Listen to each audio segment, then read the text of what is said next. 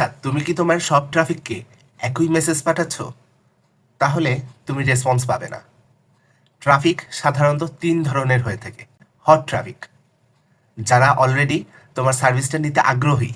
একটা সঠিক সার্ভিস দেওয়ার মাধ্যমে তুমি তাদেরকে ট্রাফিক থেকে ক্লায়েন্টে কনভার্ট করে নিতে পারবে।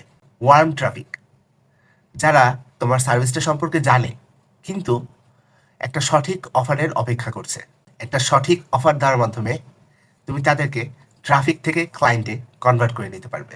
কোল্ড ট্রাফিক, যারা জানেই না তোমার সার্ভিসটা তার প্রয়োজন, তাই কন্টেন্ট এবং কমিউনিকেশনের মাধ্যমে আগে তোমার তাকে বোঝাতে হবে যে তোমার সার্ভিসটা তার প্রয়োজন। পাশাপাশি প্রতিনিয়ত কিছু ভ্যালু দেওয়ার মাধ্যমে তার তোমার প্রতি একটা ট্রাস্ট বিল্ড করে নিতে হবে। এবং সবশেষে একটা সঠিক ও সুন্দর অফার দেওয়ার মাধ্যমে একজন কোল্ড ট্রাফিককে তুমি ক্লায়েন্টে কনভার্ট করে নিতে পারবে। এই ভিডিওটা শেয়ার করো তোমার সেই বন্ধুর সাথে যে এই ভুলটা করছে।